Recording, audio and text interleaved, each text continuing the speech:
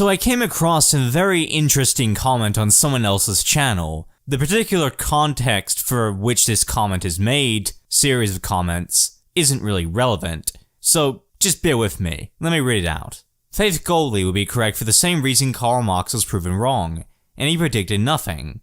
Race, Christianity, traditions, and values are a binding force in a community, and class consciousness and secularism is not. So when you bring in multiple sets of race, religion, traditions, values, you have division by these groupings, not creating a large majority engirdled by class, community, and secularism. This is Marx's era. You truly believe idealism is what humans are naturally attracted to? I don't think so, this is me. Fascism only arrived as a response to Marxian materialism. In reality, it was the class struggle, and before that in pre-liberal societies, the struggle for religious and irreligious freedom that drove social movements into action. The idea that the race, the nation, or the state are more important than the individual, the worker, the secular, is utter nonsense. It's completely inaccurate within the overwhelming truth. We've all been gravitating toward a fairer and more egalitarian society where individuals have the free range to express themselves however they want, due to an increasing economic democracy going underway. British workers in the 1850s were completely stripped of their individualism due to the capitalist class structure put in place there. Crushing and miserable absolute poverty. Thus, the class struggle naturally came about in response to an unnatural economic system of exploitation and domination. The belief that nations are what matters, that the racial composition of a state is important, only exists because people are granted false consciousness. Or false, as they were told this in order to drive the working class away from class consciousness. Not many cared about race until such a sensibility was nailed into their heads by fascists and the founders of racial nationalism. Idealism is far too subjective and lacking in immortal science to be classified as a true driving force of nature. It has always been the material world people seek to improve and should rightfully pursue improving it. It is not an artificial attraction. It is a non-empirical truth that there is a spirit life not defined by measure by the material. That is the Christian message. Also, the race of nations proves homogeny is the norm for thousands of years. Exodus in the Jews separating from the Egyptians. Therefore, your supposition that race is a recent fascism construct is untrue. Also, I was not saying what is important or not. I only said what is demonstrated by history. I think the limited move to egalitarianism is up against the reality that equality is untrue and it is not a virtue, not an ideal. So this was just a weird little exchange, just fascist commenters, right? What you would expect. But what's kind of interesting about this is that their original comment, sort of as one comment, combination of all these words together, phrases things in such a way as to hint at, directly state what the case has been all along, through my political journey and through everyone's political journey. The conflict between materialism and idealism, and the importance of this conflict. You see, I don't really hear it straight up from them, but this was one of those exceptions. You're pointing out that in the right-wing view of humanity, the conflict has always been an idealistic one. It's always been one of spirituality, race, culture, tradition, values, whatever values mean to the alt-right. You get the idea. All these elements, while to the left it's always been a materialistic struggle. It's always been about getting rid of borders. It's always about the working class unity of the peoples and so on. It's the class struggle that they see, a Marxian materialist view of the world that claims, due to capitalism, due to classes, due to hierarchies, financially we've all been completely robbed of our individualism, and this is what is the driving force of human nature, to get rid of this. That is the main issue of the world, and we need to focus on that. Which contrasts to the right-wing view, the fascist view that class is natural and justifiable and we need to maintain capitalists and their power. No, we need to make them more powerful and give them more authority, cut back on regulations and so on, and make the state more powerful and, put the nation and race before the individual, the worker, the secular, and so on. It's always focused on nationalistic elements of what they perceive to be human nature.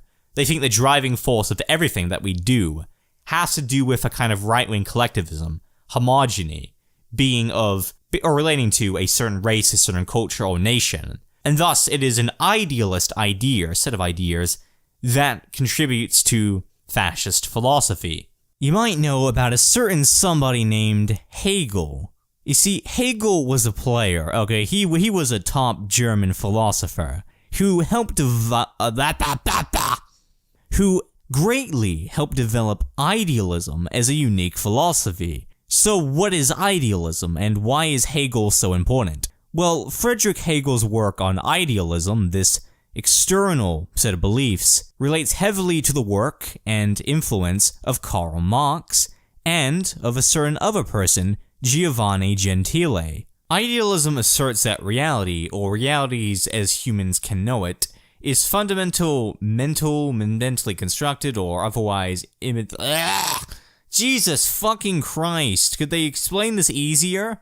Okay, so idealism is the belief that holds reality, as human beings know it, to be immaterial, to be transcendental even, to be whatever we really want it to be, a pure product of the imagination, not something that can be objectively defined. Instead, reality is mentally constructed. So, for example, if you believed that the Earth was flat, then in your view, the Earth actually is flat. So, it's not a good philosophy, no. But that's not going to stop millions and millions of people into buying into the stupid, uninspiring garbage. So, lazy philosophy that I don't care about whatsoever, how is this important to the work of Karl Marx and Giovanni Gentile? Well, here's the thing, they both admired Hegel, in different respects. You see, young Hegelians, also known as left Hegelians, are a certain branch of people who like Hegel's philosophy. They took ideas and inspiration from Friedrich Hegel. They liked what he wrote. The idealism, what he wrote about, it can be used as an interpretation for pushing socialism, for example. Among other ideas like republicanism, democracy, opposition to monarchy, many liberals and leftists took very fondly away ideas from idealism developed by Hegel. Also something to do with criticizing religion and so on. This also includes another leftist philosopher, Max Stirner, known for socializing among the young Hegelians. Then you have the old Hegelians, or right-wing Hegelians, who have a very reactionary and conservative authoritarian approach to Hegel's philosophy. They use his works to justify a very authoritarian religious approach to politics. Many reactionary evangelicals and nationalists have used Hegel's idealism to justify, well, white nationalism. See, this is funny, because when I first encountered Hegel, was aware of his existence, I was originally under the impression he was some German nationalist type that the alt-right lopped over. I don't remember what date it was, but I had the strange, distinct memory of seeing his image attached to the alt-right Wikipedia article. Apparently, the alt-right are largely influenced by his work. Karl Marx was a student of Hegel who studied up on plenty of his writings, and even wrote a reply to one of them, titled Critique of Hegel's Philosophy of Right. He used Hegel's theory of idealism to help develop dialectics, to establish dialectical materialism, a purely materialistic ideology. It may seem weird that an idealist philosophy could contribute positively to a materialist one, but to Marx, the idea of dialectics was spawned into his mind as a rejection of idealistic principles. Disagreements aside, Marx would be considered a young Hegelian throughout his literary career. Materialism, the antithesis of idealism, holds objective, factual, and material realities to be the driving force of nature, and of the violent struggle for freedom throughout history. Materialism states that what's in front of us, what we see, and the happiness, suffering, or imbalance we feel, is actual and realized, the only thing that can be proven existent. It should therefore be what humans naturally, organically focus on, more than tribalistic or cultural struggles. Giovanni Gentile, one of the co-founders of orthodox fascism, however, went a different direction under the influence of Hegel. After having read heaps from both Friedrich Hegel and Karl Marx, Giovanni formulated his own variant of idealism, actual idealism. Actual idealism is based upon 7 major elements. Perception is due to thinking, which takes place in the mind. Without the mind or the thinking subject, there can be no perception. Without perception, there can be no understanding of reality as such, because human beings have no way of accessing reality outside of perception. The act of thinking itself as perception defines reality. Because our entire reality is constituted by the act of thinking, reality itself can be equated with the act of thinking. The human being has no access to anything outside of thinking, i.e., reality. Because reality and the act of thinking are one and the same, there is no practical distinction between the thinking subject and the external object. Even if an objective reality exists completely separate from the human mind, the human being has no way of accessing that reality independently of the mind. His reality is entirely constituted by the act of thinking, which takes place in the mind. Therefore, both subject and object belong to the same holistic whole, and the apparent distinction between the two is ultimately illusionary. Though maintaining such a distinction may be useful, fiction, as in the natural sciences. In order for reality to be experienced, there must first be a union of subject and object in the mind, through the act of thinking. The terms mind and subject refer not only to the individual, but also to higher stages of subjectivity that transcends the individual and encompass discrete collections of people. This higher subjectivity, or greater mind, can be linked to the Hegelian spirit. Because of the non-duality of subject and object in the equation of thinking with reality, the collective spirit or mind constitutes a greater reality in and of itself. This spirit drives history, as reflected in the laws, customs, and culture that define a nation. Things such as the law are expressed of the general will or spirit that transcends the individual. Yet the law is internalized in the individual subject and constitutes a part of the individual's reality, and the other members of the society also share this reality. If subject and object are synthesized in the act of thinking prior to the experience of reality, then on the level of the higher subjectivity, that of the spirit, there is no essential difference between the individuals who constitute a given society. As the act of thinking constitutes reality, collective thinking constitutes collective reality. This is manifest in the state, defined in spiritual terms as a higher subjectivity of greater mind. All individuals are constituted in the spiritual state, meaning that individuals, subject, and the state as spirit, object, constitute a single organic whole. There is thus no distinction between society, as a collection of atomic individuals, and state, representing the higher mind or spirit. The individual is not subject to the state, as in the classical formation of authoritarianism, nor is the state subject to the individual, as in the classical formation of liberalism. Rather, the state is the individual, and the individual is the state. The state is not merely an abstract, external object. You are part of the state, and the state is part of you. From the above is derived the doctrine of totalitarian capitalism, which lies at the heart of fascism. The word totalitarian should not be understood in its dystopian Orwellian sense of an overwhelming, all-powerful state that suppresses and crushes the individual. Rather, the word totalitarian refers to the ideal that the individuals and the state constitute a single totality, without any conflict or antagonism between them.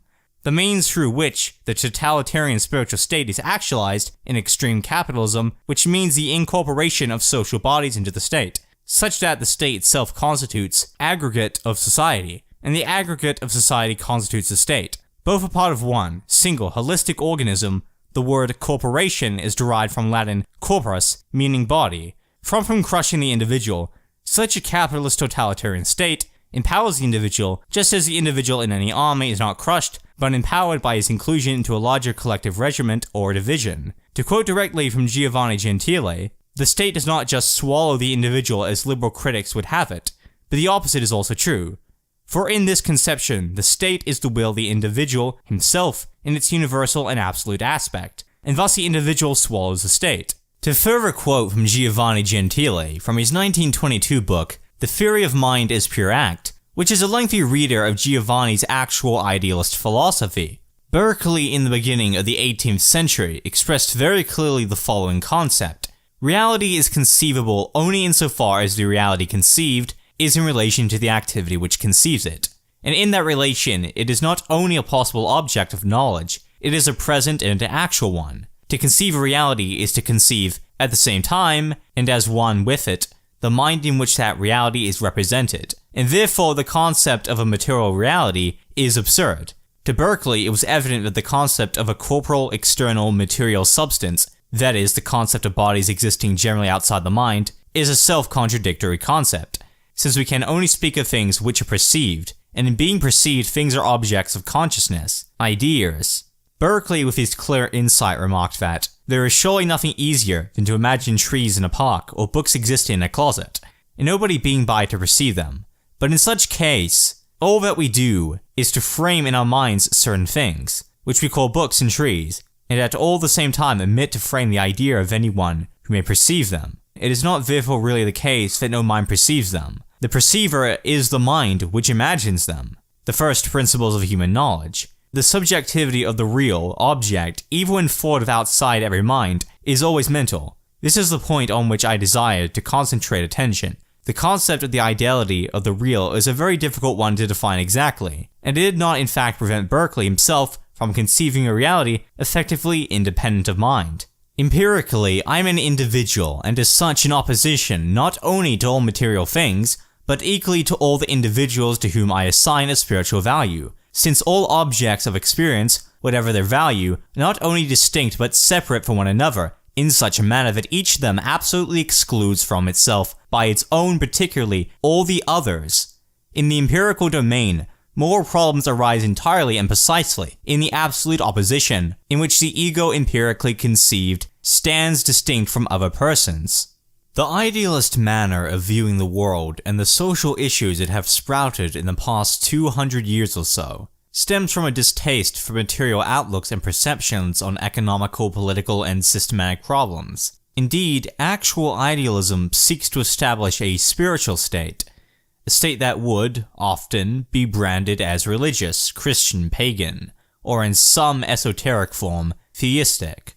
This could range from cultural Christianity to anti-secularism, such as state Catholicism in the form of phalangelism, standing as its own fascist ideology. To actual idealists, the struggle throughout history, from the dawn of time even, has always been a spiritual one, not a material one. It's never been about economics, and instead about the cultural, ideological, and religious values orthodox fascists seek to preserve, as they were under the impression such customs were dying out, likely as a result of the popularized class struggle. Their claim, that of the orthodox fascists, is that prior to Karl Marx, everyone behaved in such a way as to act in retaliation against things like immigration, secularism, liberalism, and oppose the horizontal formation of society, preferring hierarchy, discipline, and traditionalism. It wasn't until the call to arms, aimed at the workers, was announced by followers of Marx, did Western civilization decide to throw itself into an era of chaos. Or, at least, that's their claim. They always wanted Europeans to focus on spiritual, idealistic values, to pay no mind to their horrendous economic conditions under capitalism. It was indeed the belief we need to preserve racial homogeny, the status of nation-states, and autocratic monarchies that drove orthodox fascism to its iron throne, establishing an authoritarian right-wing dictatorship within Italy that thought it was able to unite the colonies that used to make up Rome, and establish a Roman Empire just like the days of old, the very fabric of reactionary thought. Giovanni Gentile addressed the core principles of fascism in his book Origins and Doctrine of Fascism, where he combines his actual idealist philosophy with that of reactionary nationalism and statism. Both nationalism and fascism place the state at the very foundation of their individual value and right. For both, the state is not a consequence but a beginning. The relationship between the individual and the state, proposed by nationalism, was the direct antithesis of that advanced by individualistic liberalism and socialism. For nationalists, the state is conceived as prior to the individual. For liberals and socialists, on the other hand, the individual is understood to be something that precedes the state, which finds in the state something external, something that limits and controls, that suppresses liberty, and that condemns him to those circumstances into which he is born, circumstances within which he must live and die. For fascism, on the other hand, the state and the individual are one, or better perhaps, state and individual are terms that are inseparable in a necessary synthesis. Nationalism, in fact, bases the state on the concept of the nation, an entity that transcends the will of the personality of the 26 origins and doctrines of fascism, individual because it is conceived as objectively pre-existent, independent of the consciousness of individuals. Individuals do not labor to create it. The nation of the nationalists is something that exists not because of spiritual activity, but as an empirical fact, and a datum of nature. The fascist state may be defined in negative terms, affirming what it is not rather than what it is. That is so because the fascist state has arisen as antithetical to the socialist and liberal conception. From that antithesis has arisen the energy with which fascism has articulated its own conception of the state. It is understood that at the bottom of the anti-socialist and anti-liberal battle, there was something positive, the ethical conception of the state as an autonomous personality that has its own value and its own ends, subordinating to itself every existence and individual interest, not to suffocate them, but to recognize them only as realizations of the personality of the state, as consciousness, and as will. It is an anti-individualistic conception, insofar as it affirms a spiritual reality, a reality that is universal, not the result, but the ideal principle and the original source of the concept of the concrete life of individuals possessed of moral value. From that concept, a form of the authoritarian state can be logically derived. It is an authoritarianism only for those who don't know how to conceive ideas, that is, the negation of political liberty. Fascist authoritarianism rejects license, which is not liberty at all. Only through the state can liberty be realized, and therefore has never existed except as it manifests itself as the liberty of the state, not as the individual. That is to say, the liberty of the state that realizes its existence is the better part of the consciousness and will of the citizen. The state is an effective existence. There is no question of being or not being concerning the state. The true state is not a state shaped by laws that, infirm and uncertain, prey to the perplexity and doubt that arises from individual judgment, but an institution animated by an unshakable, superior, and dominant will. The fascist conception is idealistic and appeals to faith, and celebrates ideal values, family, fatherland, civilization, and the human spirit, as superior to every contingent value, and proclaims a morality of sacrifice and militancy, in response to which the individual must always be ready to face even death for a reality superior to himself. As a result, fascism has been moved by its own logic to awaken the religious consciousness of Italians, and seeks to provide for the education of youth in schools and in pre-military institutions, founded and organized in a system that commences in earliest childhood until induction into the military. The fascist state is clearly a spiritual one, as outlined by Giovanni. The fascist state is that, as Marx would put it, false consciousness, a capitalist consciousness, a nationalist one, that replaces any desire for material change, anything contingent. Let's draw some factories. And next to them, let's draw some farms. So what I'm drawing here is something called the means of production. These are facilities and resources by which we can produce goods. Now, when we think about factories and farms, who owns them? Typically, it's pretty wealthy individuals. And the flip side, those individuals typically hire a large amount of workers. And what the workers offer is their labor. The workers don't own any of the means of production. They don't tend to get any of the kind of profits or major benefits. They tend to get some kind of salary in general. So when we look at the owners and we look at the workers, we should start to realize that there's a class divide. And when we think about class in society, we often think about a hierarchy of the upper class and middle class and lower class. And we often say the lower class is the working class. And the upper middle class, they may very well be the owners. Now we come on to a theory. And this was a theory that was partly discussed by someone called Karl Marx, and further put forward by people who were advocates of his theory, called Marxists.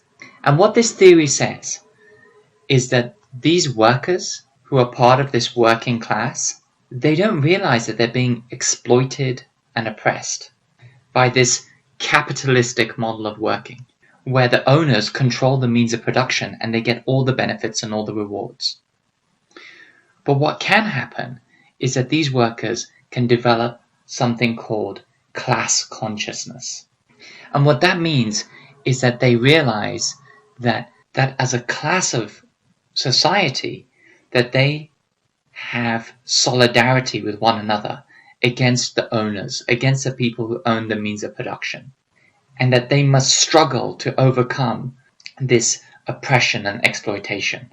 And part of that may involve seizing and obtaining the means of production and redistributing the means of production amongst the workers.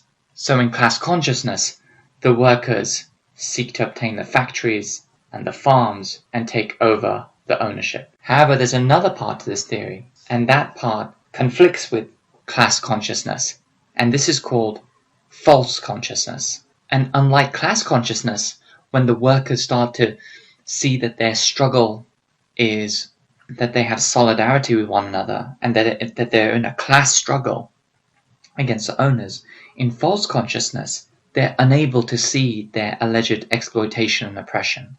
And remember, the story of society, the information that floats around society, is often controlled by the people in power, the owners, the people who control the means of production.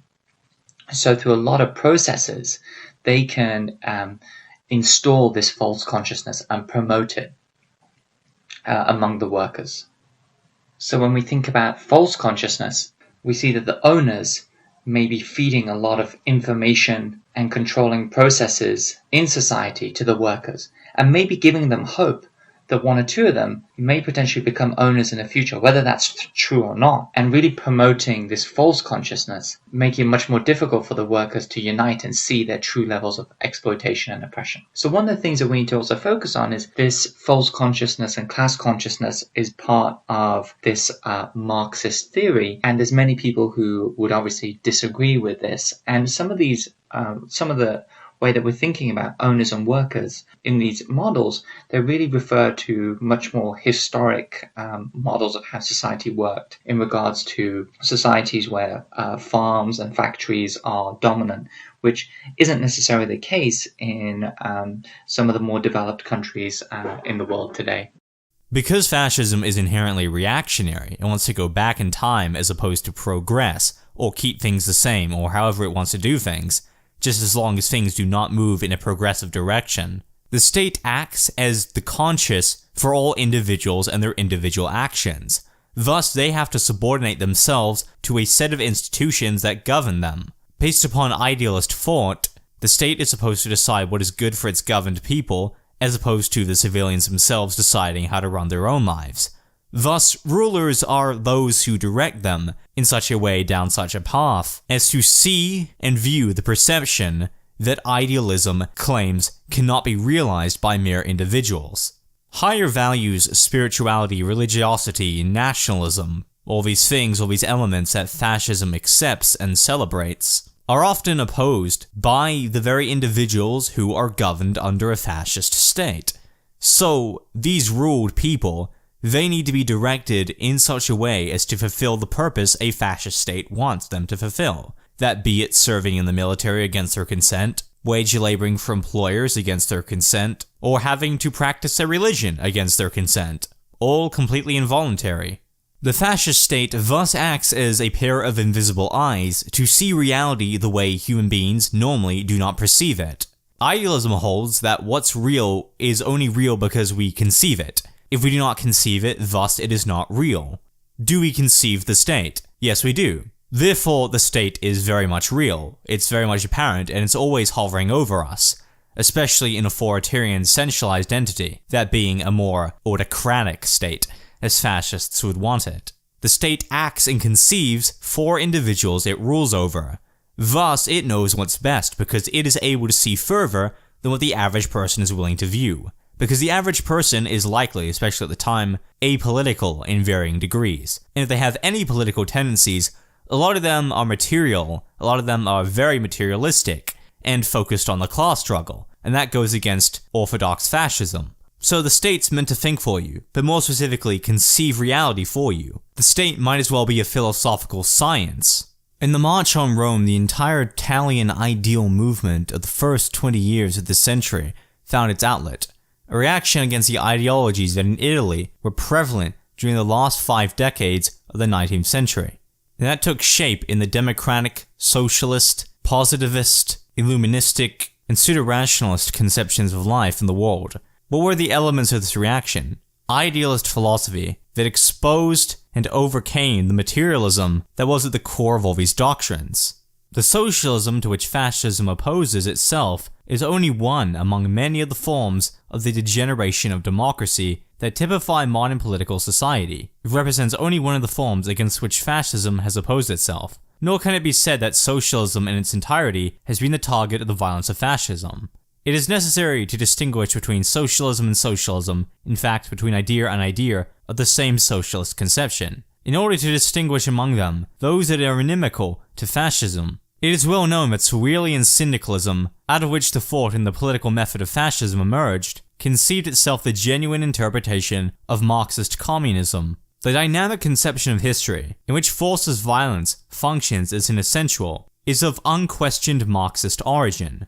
Those nations flowed into other currents of contemporary thought that have themselves, via alternative routes, arrived at a vindication of the form of state, implicable but absolutely rational, that finds historical necessity in the very spiritual dynamicism through which it realizes itself. Fascism combats the abstract class conception of society, rejecting the entire notion of antithetical class interests upon which the artificialities of class struggle rests.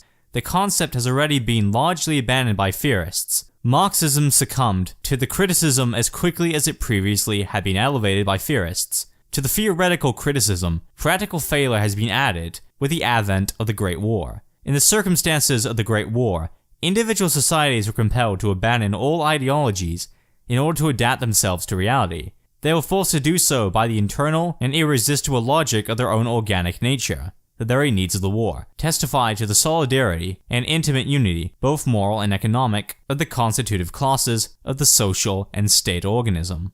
With apostolic vigor, fascism opposed in Marxism the same thing that Mazzini had opposed. Mazzini was the prophet of our Risorgimento, and as a consequence of many features of his doctrine, the master of today's fascism. Both Mazziniism and fascism reject the utilitarian, materialistic, and egoistic conception of life, seeing life as an area for the discharge of duties, with sacrifice of oneself in the service of an idol. The Marxism that fascism opposes restricts the breadth of our thought and of the human heart, representing history as a grand theater of economic interests. Fascism confronts it with the same method as that of Giuseppe Mazzini, not with abstract theoretical argument, but with action, which it acculates and inculcates in youthful hearts. More than that, Marxism has emerged as an anti-national and subversive adversary of the fascist party. It is only one of fascism's adversaries. Every socialist is anti-national, but not every anti-national is a socialist. While the socialist was, and is, presumably submissive, it is clearly possible that there are persons, presumptively persons of law and order, who were and are more subversive than the socialists. They identify themselves with one of the 1,001 categories of the too large, liberal party. The socialism against which we struggle is driven by a doctrine that has them assuming postures similar to many of those they continue to identify as their enemy. We have often observed, for example, the socialists, supporters of the Bolshevik regime, the opponents of the family, make common cause with the popolari, the defenders of private property, and the family as an institution. The doctrine that advertised itself the protector of religious interests, and in particular, of national Roman Catholicism, could often align itself with the pseudo-democracy of the old radicalism, founded on a Masonic base, that is to say, on an abstract rationalism, generally irreligious, and specifically anti-clerical. To read out some quotes about Giovanni Gentile, here are some. What distinguishes Gentile's fascist rationale from what which came to categorize the legitimizing rationale of Marxist-Leninism was Gentile's identification of the nation, rather than the proletariat, as the community of destiny that would shape our time. For Gentile, proletarians represented only component elements of a larger organic community, the nation. In the modern world, only the nation could provide the material, intellectual, political, and moral environment in which the individual might find fulfillment. And another, many of the principal theoreticians of fascism, as we have seen, had been schooled in Marxism and, like Giovanni Gentile, demonstrated a competence in the material that won the admiration of Lenin himself. The fact was that the philosophical neo-idealism that served fascism as its normative foundation shared its origins with orthodox Marxism, through their common connection to Hegelism. Like Marx, Gentile rejected the liberal conviction that human beings are best understood as independent, self-sufficient monads, possessed of inherent freedoms, interacting only at their conveniences. Gentile's fascination with Hegel and idealism aside, he also studied Karl Marx and materialism for an extensive period of time. A lengthy enough period for him to realize he didn't like materialism. He didn't like the material conception of reality, and he instead wanted society to see themselves as individuals trying to follow a spiritual path. Spiritual, religious, and idealistic values to him were the core principles that binded together orthodox fascism. So in reality, far-right politics, a lot of far-right politics, particularly in regards to fascism, are based around abstract ideas, are based around sensibilities, the feeling of being connected to a larger collective group, that being people of a national demographic, a racial demographic, many different kinds of demographics. And they're supposed to be united by this connection, by this kind of right-wing collectivism. What Giovanni Gentile wanted was a society where culture, nation, race, or spirituality or something like that, a bunch of elements, were put together, stirred together, and were made its own formula. People were supposed to be patriotic and proud being part of their nation state. And this idea of nationalism, that one's nation is so much superior to every other nation, plants the seeds to justify imperialism by the mere fact, in reality, perceiving one's nation as the best it could possibly be, or better than any other part of the world, implies one wants to expand that nation, to traverse other countries, to share one's nation with the rest of the world, the whole world, so that the entire globe, the planet, Earth, can become just like one's nation that they prefer to any other part of the world. And so, just like race, the belief of one's race being superior to others, it doesn't lead to very pretty results. Just as we saw with the Italian Empire, capitalist imperialism has been part of human society since the early 19th century, a large, deadly part, including neocolonialism today. What you saw with fascist empires such as the British Empire, the American Empire, the Italian, Spanish, Nazi Empire, you get the idea. These separate, extremely totalitarian societies, their belief of them being superior, their race, their nation, their culture, so on, was an excuse and justification to wipe out any other nation, any other race, and any other culture they thought was inferior, that they didn't like. This kind of statist elitism that the right latch onto. Another individual who helped formulate orthodox fascism was the Italian philosopher Julius Evola. In his book, Men Among the Ruins, he elaborates a bit more on the whole concept of idealism versus materialism. Marxism gives rise to the proletarian and class mentality where it previously did not exist, stirring excitement and creating resentment and disstratification in those societies where the individual still lived in the station allotted to them by life. In those societies, an individual contained his need and aspirations within natural limits. He did not yearn to become different from what he was, and thus he was innocent of the alienation decried by Marxism. Hegel wrote, "Happiness is not to be found in the history of the world, in the sense of material comfort and social prosperity. Even the few happy periods found here and there are like white pages. But even at an individual level, the qualities that matter the most in a man and make him who he is often arise in harsh circumstances, and even in conditions of diligence and injustice, since they represent a challenge to him, testing his spirit. What a sad contrast it is when the human animal is granted a maximum of comfort, an equal share in a mindless and bovine happiness, an easy and comfortable life filled with get-gats, radio and TV programs, planes, Hollywood, sports arenas, and popular culture at the level of the reader's digest. Again, spiritual values and the higher degrees of human perfection have nothing to do with either the presence or the absence of socio-economic prosperity. The notion that indigence is always a source of abjection and vice, and that advanced social conditions represent its opposite. It's a fairy tale told by materialistic ideologies, which contradict themselves when they hold up the other myth, according to which the good guys are on the side of the people, and the oppressed workers and all the bad guys are to be found on the side of the wealthy classes, which are corrupt and exploitative. Both of these are fairy tales. So, just like Giovanni, Evola was extremely anti-materialism. And, well, so was Adolf Hitler, leader of Nazi Germany. He actually defines the difference between the political right and the political left in one of his speeches. The political goal of the right in our nation was in broad terms as follows. We want to establish a great powerful German Reich. A Reich which has power and greatness. A Reich with strength. We want to endure complete freedom for this Reich through unlimited cultivation of a sense of national honor and national pride, and by maximum development of the nation's strength to defend itself. We want our nation to achieve its place in the sun, and to attain it. A national Reich extremely powerful and eternally free.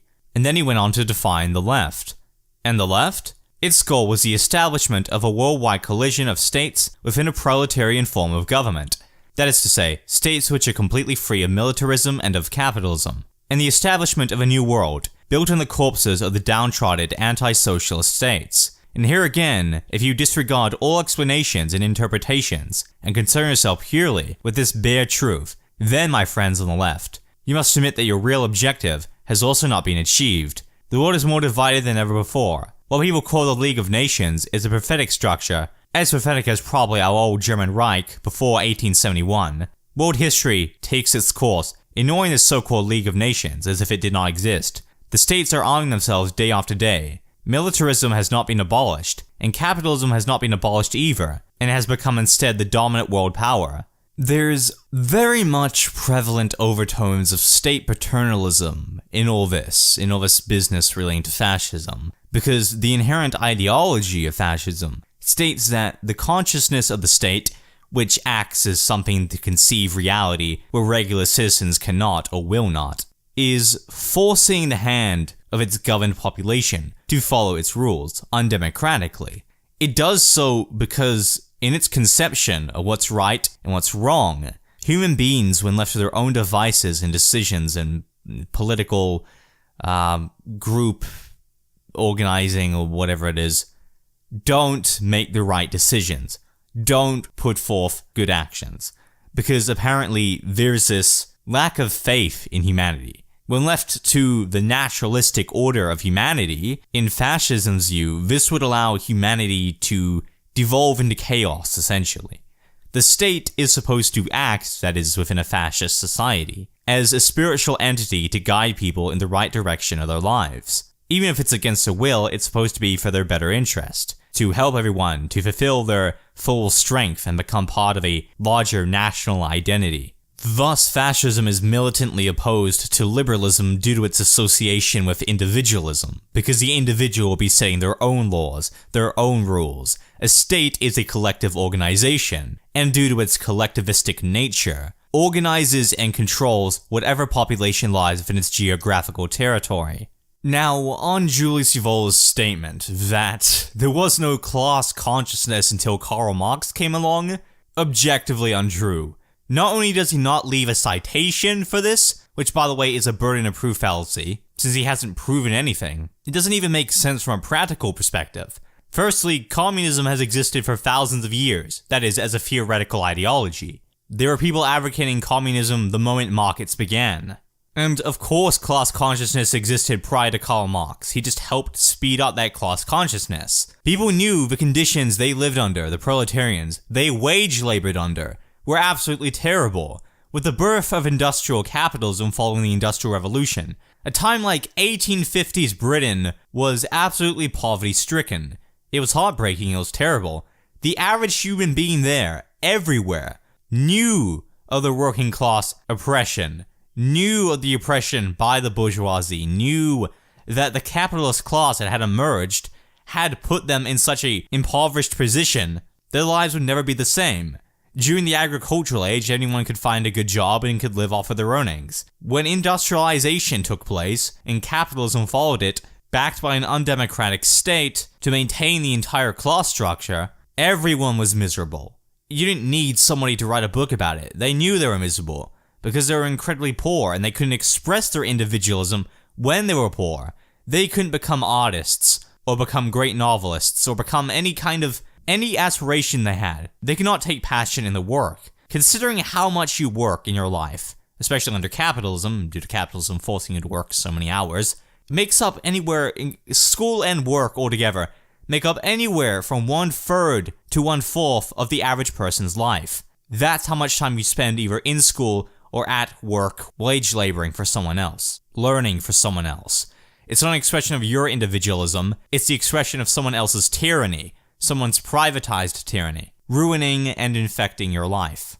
And so of course people care about the material conditions in which they can live, because they cannot have spiritual and idealistic values if their material needs are not met. Obviously, this is why we don't see heaps of individualism and inventions and innovations from many African countries, because they're too impoverished due to capitalism, due to colonialism, due to a wide range of factors, including a lack of industrialization, and if to be industrialized, then taken over by capitalists again, they don't create much. It's got nothing to do with the alt-right perception, it's got to do with their race, their racial genetics, none of the race realist pseudoscience. It's entirely due to capitalism, which is holding back their individualism. So you can't have spiritual values if your mind is constantly focused on trying to get your next meal and not die of starvation. If you're dehydrating, all you can think about is the fact that you're dehydrating and you need water. So it's just insane, this idea that we need to focus only on spiritual right-wing identitarian values, or focus on it at all, for that matter. Identitarianism is disgusting. But nonetheless, that's not going to stop the justification from Evoler that would permit capitalist extremism, which existed in Britain at the time, and in most of Europe during the birth of capitalism, to prevail and to consume the entire world. Instead of reforming or abolishing this terrible system, fascists seek to maintain it because they do not want to focus on anything materialistic. The material world to them does not exist, and the state needs to maintain spiritual values. This is how fascism acts and possesses itself as the false consciousness which drives the working class away from class consciousness. When the workers begin realizing their exploitation and oppression, and the inequality and hierarchy that has ruined the world, the social dominist economies of our modern capitalistic era, fascism decides to distract them. Focus on immigration, focus on political correctness, things that these fascists are pointing out as bad and immoral. They want you to be against degeneracy or whatever, because they believe the West is degenerating due to racial diversity, due to the drop in spiritual values, due to Marxism, due to all these various elements. And thus, the cry forth for spreading socialism has been halted by the fascists. Anti-capitalism can never take off if racists and nationalists are always stopping it from doing so. To explain why idealism, political or otherwise, is a bad philosophy very quickly, let's say you're in New York City, and you got these busy roads, heaps of cars everywhere.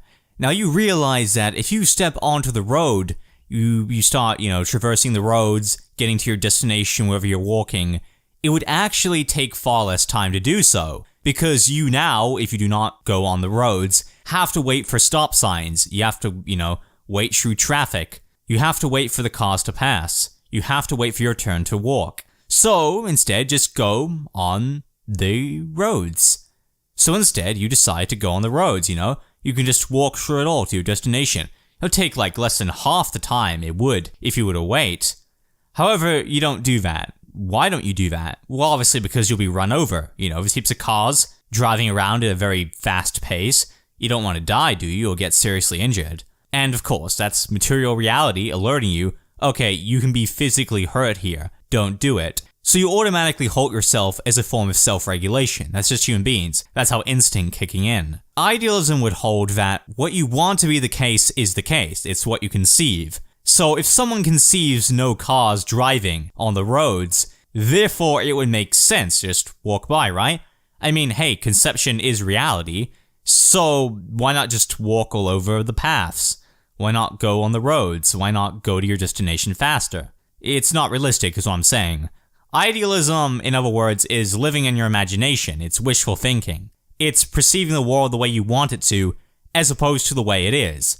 Just as we feel pain to alert us that, we're going to continue to feel pain, or we're poisoned, or we need to take care of our body, there's a reason that sensibility, genetic, exists. It's just in our biology. And it's good that it exists for all its flaws. I mean, nobody likes feeling pain, but we need to feel pain to alert ourselves so we don't, die. No hardcore idealist would ever risk their life by going on the roads to get to their destination faster, because they believe in their own mind, well, if I don't conceive the cause, therefore, I will not be run over. It's kind of childish.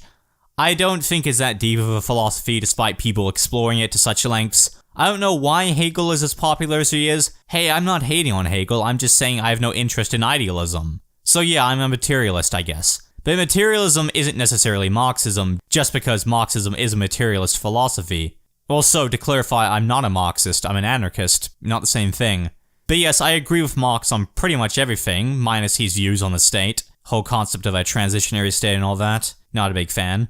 So, what fascism is based upon, orthodox fascism, right-wing Hegelism, is inherently flawed to begin with. I don't think acts are purely defined by the mind. I think that there are some objective realities, but at the same time, I don't think these objective realities should define morality. I do believe there is a strong subjectivity to morality, because morality changes by date, era, and time. Also by what we define as human beings as socially acceptable or unacceptable. I have no objective measure of saying that capitalism is immoral. I can only point to my subjective definition of what is good and bad, and then say based upon that subjective definition, something is objectively right or wrong. To read some materialist young Hegelian text, from Karl Marx's Critique of Hegel's Philosophy of Right, religion is indeed the self-consciousness and self-esteem of man who has neither, not yet one, true to himself, or has already lost himself again. But man is no abstract being squatting outside the world. Man is the world of man. State, society. This state and the society produce religion, which is an inverted consciousness of the world, because they are an inverted world. Religion is the general theory of this world, its encyclopedic compendium, its logic in popular form, its spiritual point, dhyana, its enthusiasm, its moral sanction, its solemn completement, and its universal basis of consolation and justification. It is the fantastic realization of the human essence, since the human essence has not yet acquired any true reality. The struggle against religion is therefore indirectly the struggle against that world whose spiritual aroma is religion. Religious suffering is, at the same time, the expression of real suffering, and a protest against real suffering. Religion is the sigh of the oppressed creature, the heart of a heartless world, and the soul of soulless conditions. It is the opium of the people. Karl Marx's criticism of religion, Christianity and Judaism in particular, come directly from a materialistic perspective. He sees life and the struggle, more specifically the class struggle, as the driving force of human nature, that of history and that of the current world. Religion is not a science and has historically been very opposed to science, and advocating of censoring science. So religion, in general, is inherently idealistic, which is why fascists want a religious state. They want forced Christianity, forced paganism, whatever it is, whatever religion they're adhere to. In the case of Islamic countries, Sharia law, forcing Islam down people's throats. They don't get a decision to decide on their own. No, it's a very paternalistic society and culture. And what fascists created in Francoist Spain, the Italian Empire, Nazi Germany, was the opposite of an inclusive society. It was a religious fundamentalist one. The materialist conception of history starts from the proposition that the production of the means to support human life and, next to production, the exchange of things produced, is the basis of all social structure. That in every society that has appeared in history, the manner in which wealth is distributed in society divided into classes, or orders, is dependent upon what is produced, how it is produced, and how the products are exchanged. From this point of view, the final causes of all social changes and political revolutions are to be sought not in men's brains, not in men's better insights into eternal truth and justice, but in changes in the modes of production and exchange. They are to be sought not in the philosophy, but in the economics of each particular approach.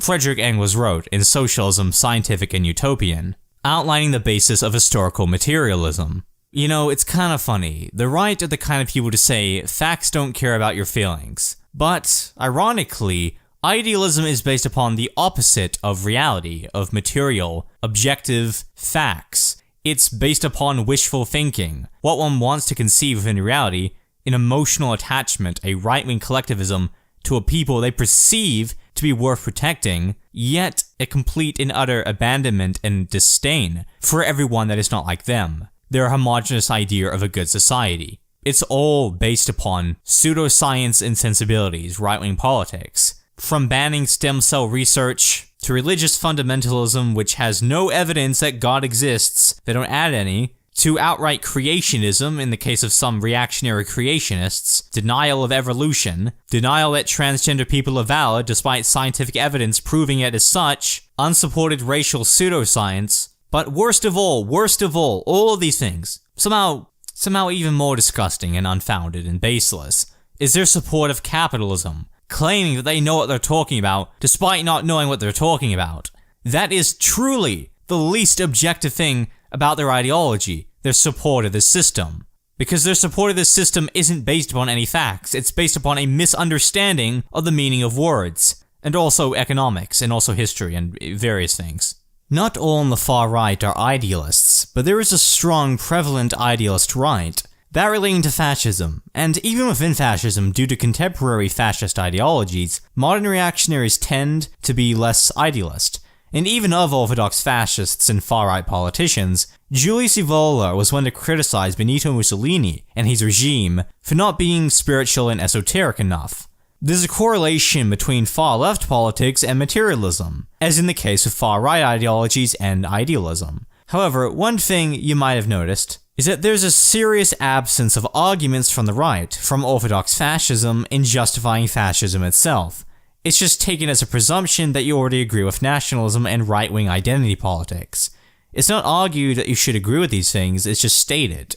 This is because idealism in its entirety is based not on convincing you that what exists in front of you can be classified as part of reality. No, instead it's about convincing you that whatever you believe is correct, and is a reality. Therefore, something like white nationalism, devoid of and ignoring the real struggle, the material struggle, waging on in our societies today, can sound appealing. I know this firsthand. I used to buy into the lies of the alt-right, and fell into an abyss of fascism myself. Like a frog, you can't just throw a bunch of immigrants at a continent and expect them to take them in. You have to lower their guard. You have to lower their expectations and standards for new arrivals. And once you've done this, once you control the media, you've normalized racism against the indigenous inhabitants of this continent and other inhabitants of other countries full of white people, all you need to do is convince them to hate themselves, to have white guilt, and slowly, on a gradual scale, eventually, the continent, these countries, these New World countries as well, will be overran with diversity, the plague that poisons the West. It is a gradual rape, a gradual boil. If Europe were just genocided immediately, if it were just blown up, it would be kinder than what is currently happening. The disgusting rape epidemics that are out of control, the disgusting apologism made by politicians, the declining native demographics, the fact that nobody can trust one another in their own homes, that they hate walking to school, to have to speak with people they don't want to work with people they don't want to. They live in a society where nobody's happy being themselves because nobody has anything in common. Unless you have a certain quality control. You have a set of values, a bunch of elements that make a country what it is. A nation, it is not a nation. It is recognized by the United Nations as a state, but it is not a nation. A nation needs to have an ethnic, cultural, or spiritual value given to it. More than anything else, I think the study and examination of abstract philosophy and politics, their history and modern applications, paint a much clearer picture of the world now. Very few people know what orthodox fascism's constructed of, but when you get down to it, you dissect it.